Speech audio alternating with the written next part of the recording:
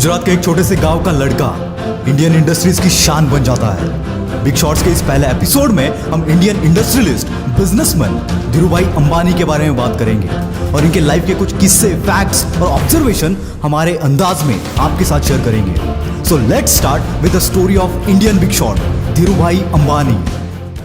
अपने 50 साल के करियर में धीरूभाई ने काफी उतार चढ़ाव देखे, पर किसी भी मुश्किल हालात के सामने ये बंदा झुका नहीं। हर मुश्किल का जवाब इस बंदे के पास था। धीरूभाई ने कभी भी अपने ऊपर का लाइमलाइट हटने नहीं दिया। वो हमेशा न्यूज में रहते थे, कभी पॉजिटिव कभी निगेटिव, और negative publicity is the best publicity. इस बात को धीरूभाई बहुत अच्छे से जानते थे, तभी हर निगेटिव न्यूज को वो पॉजिटिव में बदल देते थे।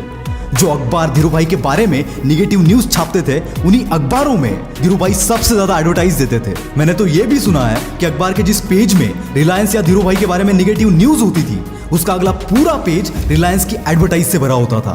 निगेटिविटी और निगेटिव न्यूज को कैसे यूज करना है, ये इस बंदे को बखूबी पता था। धीरूभाई जब यमन में पेट्रोल पंप पर काम करते थे, उस वक्त के उनके कुछ किस्से बड़े फेमस है। किस्सा कुछ ऐसा है कि उस वक्त यमन में चांदी के सिक्के चलते थे, और रिसर्च करने पर धीरूभाई को पता चला कि उन सिक्कों में जो चांदी यूज होती थी, उस चांदी की कीमत उन सिक्कों की कीमत से कई ज्यादा थी। और इस मौके का फायदा धीरूभाई ने उठाया।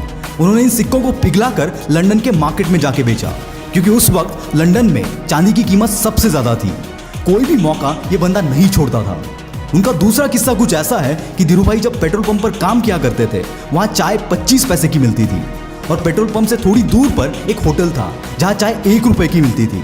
पर यह बंदा 25 पैसों वाली चाय छोड़कर पेट्रोल पंप से दूर 1 रुपए वाली चाय पीने जाता था। साला लोग ये देखकर हैरान हो जाते थे ना रहकर। कुछ लोगों ने जब उनसे पूछा, तब धीरूभाई का जवाब कुछ ऐसा था कि उस होटल में तरह तरह के बिजनेसमैन लोग आते हैं और बिजनेस के रिलेटेड बातें करते हैं, और मैं वही बातें सुनने जाता हूँ ताकि उससे कुछ सीख सकूं।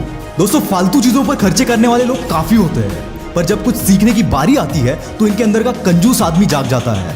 पर लेजेंड कभी भी खुद के दिमाग कर खर्चा करने में कंजूसी नहीं करते, क्योंकि वो नॉलेज की वैल्यू जानते हैं, और धीरूभाई भी उन्हीं में से थे।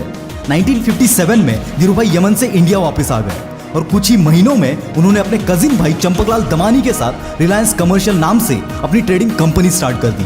एक्चुअली रिलायंस नाम एक जनरल स्टोर का था, जो धीरूभाई के जान पहचान में किसी बंदे का था। रिलायंस का मीनिंग होता है ट्रस्ट इन समवन और समथिंग। धीरूभाई को यह नाम इतना पसंद आया कि इन्होंने अपने कंपनी का नाम भी रिलायंस रख दिया। शुरुआत में रिलायंस मसालों की ट्रेडिंग करता था, पर कुछ ही महीनों में धीरूभाई ने टेक्सटाइल में भी एंट्री कर दी। शुरुआत से ही धीरूभाई का विजन बहुत बड़ा था। वो रफ्तार से अपनी कंपनी को बड़ा करना चाह रहे थे। यहाँ पर इनके पार्टनर की और इनकी सोच नहीं मिली, और इसी वजह से ये दोनों अलग हो गए। इसके बावजूद इन्होंने अपने रफ्तार को कभी कम नहीं होने दिया।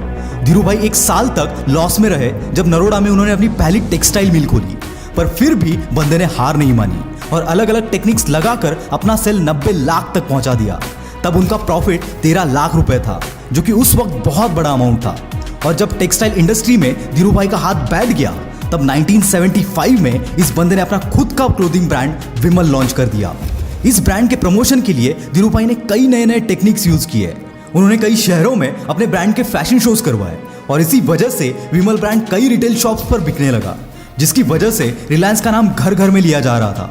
दोस्तों, रिलायंस इंडिया की ऐसी कंपनी थी जिसने सबसे पहले अपना IPO निकाला था।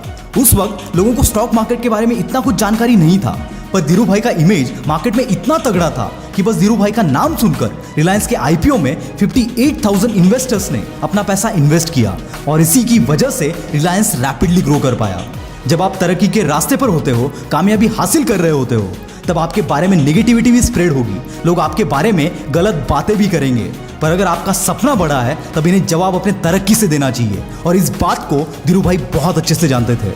नेगेटिव न्यूज के जवाब में धीरूभाई अपना नेक्स्ट मूव पब्लिश कर देते थे, जिससे गॉसिप्स करने वालों के मुंह पर ताले लग जाते थे। जब धीरूभाई की डेथ हुई, तब रिलायंस इंडस्ट्रीज की वैल्यूएशन $25.6 बिलियन थी। दोस्तों, इस बिग शॉट सीरीज के पहले एपिसोड का कौन सा पार्ट, कौन सा किस्सा आपको सबसे अच्छा लगा, कमेंट में जरूर बताना।